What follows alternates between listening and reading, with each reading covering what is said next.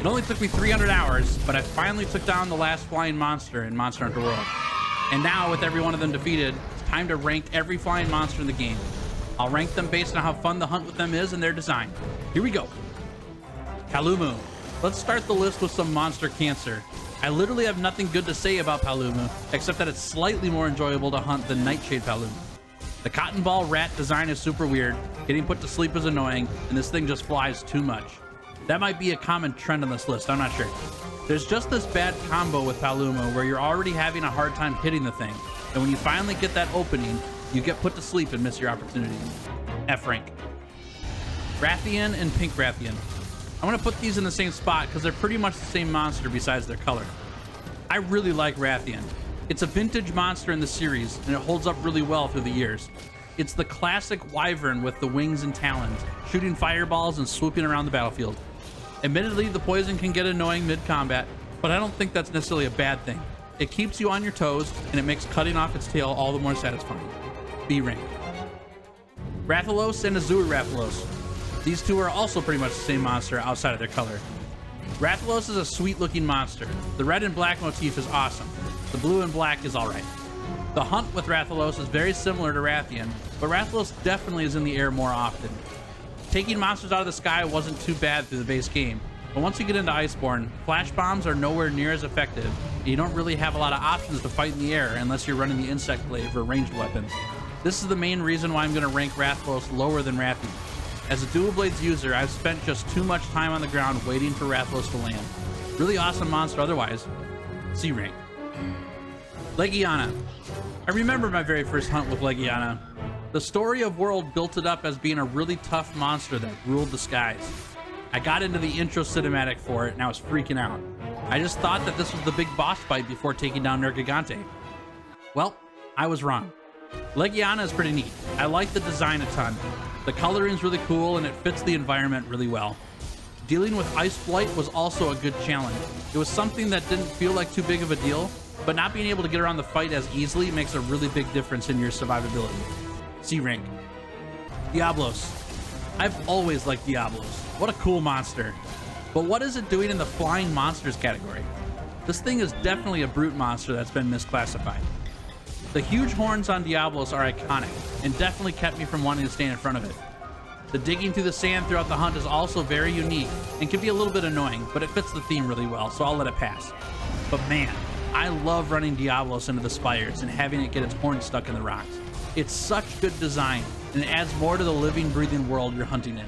I love it. B rank. Black Diablos. I would have kept Black Diablos in the same rank as Diablos, but there's one glaring difference between the two monsters that affect the rank a bunch. Black Diablos, especially in Master Rank, is underground way too much. For whatever reason, it feels more annoying than monsters flying around, because at least I can clutch claw onto them. If Black Diablos didn't dig around as much, I'd have it way at the top of the tier list, because I love the rampage it goes on when it's agitated. It hits hard and fast, and the tempo of the hunt changes if you make this one mad. Besides the digging, I like the design and hunt with Black Diablos. It's a really cool monster. C rank. Bazelgeuse and Seething Bazelgeuse. Here's another duo that are too similar to separate. This is peak monster design in my opinion. Bazel is such a cool monster. Whoever the creative person was who decided to design a monster like a B-52 bomber is a genius. Even the roar sounds like an air raid siren. And I haven't even brought up how awesome it is to have an invading monster like Devil Joe. This thing shows up in hunts when you least expect it, and it causes a lot of chaos. It's just really fun. Heck, this monster is so popular with my Discord community that we have a group of hunters called the Bazelgeuse Squad that uses blast weapons and dons Bazel armor to carpet bomb monsters in SOS flare hunts. I honestly can't think of anything bad to say about Bazel. It's just a fantastic design for both look and hunt. S rank. Barioth. Let me ask you a question. When you look at Barioth, what's the first thing you notice? If you answered wings, then you would be correct, and that's why it's in the flying monster category. Another improperly categorized monster, but regardless of whether it should be in the fanged monster category or not, Barioth is cool. This thing puts up a great fight. It's quick and it hits really hard. Barioth provides a pretty tough wall to conquer on your run through Iceborne. This is one of those monsters that gives you a really good reason to focus damage on specific parts, as breaking Barioth's front paws make your hunt with it much easier. The ice tornadoes are maybe one criticism I have with Barioth, but I haven't had them get in the way too much. It's good stuff. And just a quick side note, look at the palatable armor you can make out of Barioth. That's his fangs for the cat ears. Amazing. A rank. Nargacuga. As cool as Nargacuga is, he's one of the few monsters that feels out of place compared to all the other monsters in the game. I don't know what it is. Maybe the cat look is just too different. Nargacuga's sweet though. The hunt with it is a ton of fun. The huge tail attacks are really epic, and you feel incredible barely dodging out of the way of it. There aren't many monsters in the game where I feel like I'm being hunted, but Nargacuga definitely gives you that feeling. You're in its space. It knows you're there, and it's gonna get you out. One of the unfortunate things about Nargacuga is that it just showed up too late. I think Nargacuga should have been in the base game, in the Ancient Forest. It's such a good hunt, the setting is perfect, and your gear wouldn't be too good for the point at which you hunted. A rank. Tigrex. This one's a toss-up for me. Design-wise, Tigrex is really cool. Not sure why it's in the flying monster category, but it looks neat. It has the same feel as Deviljho for me. It's a hulking monster that throws itself around, and I think that's awesome. But this attack is the worst.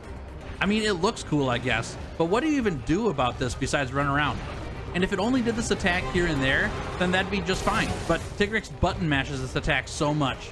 I've found that you can hit it with the piercing pod while it's flailing around to stop it, but more often than not, Tigrex just goes back into that attack after getting hit with the pod. So fortunately, Tigrex looks and feels awesome, but unfortunately, the hunt with it is kind of a drag. C rank. Shrieking Legiana. Funnily enough, there's two versions of Shrieking Legiana to deal with. The first is what you know, a big blue monster that flies around a bunch and keeps you nice and chilly. When you knock it out of the sky, it takes a beating. You just gotta get it on the ground. And then there's the second version, the one where it's teamed up with a Legiana. What a nightmare. The two are inseparable, and you go on quite the expedition chasing it around, trying to get a few minutes alone with it. But besides the dynamic duo that bullies you for a hunt, this monster is pretty great. I think it has just the right amount of time in the air and on the ground, and when it's on the ground, you really get to lay into it. I like the sleeker, regular version of Legiana better than the fuzzy version, but they're both cool. C rank. Nightshade Paolumu. Everything I said about Paolumu applies here, but 10 times more intense. Nightshade Paolumu is such a pain, and the funny part is, it can't really kill you, even if it's putting you to sleep all the time. I think the designer of Nightshade Paolumu just wanted a monster in the game that will make you pull your hair out. This thing doesn't hit very hard, but it puts you to sleep all the time. And if you do get a chance to wail on it, you gotta be quick because it's gonna go flying around again. Nightshade? More like nightmare. F rank.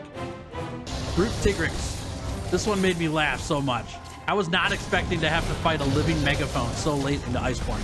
It took me longer than it should have to realize that the roars of Brute Tigrex did damage. I literally thought my game was bugging. Brute Tigrex was actually a pretty awesome hunt. I like how unique it is with the sound damage, and the coloring was so well done on Brute Tigrex. It's pretty intimidating, and it makes all the roaring even more cool. I think I took on Brute Tigrex too late into Iceborne, and this might have skewed my view of the hunt. It was like, too easy. Not a big deal at all. But I was fully kitted with Safi'jiiva armor, so I imagine I was just too prepared for it. In a future run through the game, I'll give this hunt a try earlier and see how much more difficult it is. B rank. Frostfang Barioth. I won't say too much here than what I said for Barioth, as they're essentially the same monster, but I separated them on the tier list because the sleep status it spews here and there is really well done. I don't think it's supposed to actually be sleep status. I always imagined it as cold air from Frostfang Barioth that slows you down a whole bunch. If you get caught in this, you're gonna feel the full force of the fangs. I love the new attack pattern. I think these small things alone make the hunt with Frostfang Barioth much more interesting and fun. S rank. Silver Rathalos. My first experience with this was a tempered version, and it was quite the hunt. The first time it shoots its nuclear fireball, man, it's amazing. You can almost feel the power of that hitting.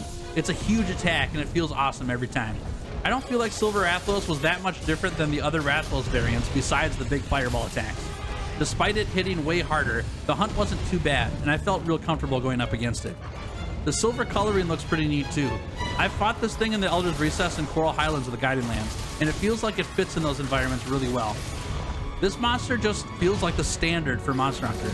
It does what it does well. It's a fun hunt, but it doesn't do anything too outstanding. It's just good stuff. B rank. Gold Rathian. This thing is so fast. It was shocking to me how fast it was with its tail swipes and the charges through the hunts. Rathian and Rathalos have always been pretty slow through the entire game, but give them a nice metallic coat and now they're doing double time. I was poisoned a lot in my first hunt with this. I just couldn't get the new attack patterns worked out with how Gold Rathian uses its tail. I was also very happy with how much time it spent on the ground compared to its weaker versions. It made the hunt much more enjoyable, and the times it was in the air were epic. When Gold Rathian is airborne, you're ready to dodge some huge fireballs. They hurt. Design-wise, the gold's a little crazy, but still cool. Gold Taroth is another gold monster, but the gold coating on that monster makes more sense. Gold Rathian just doesn't feel believable, but it's still awesome. A rank. Boom.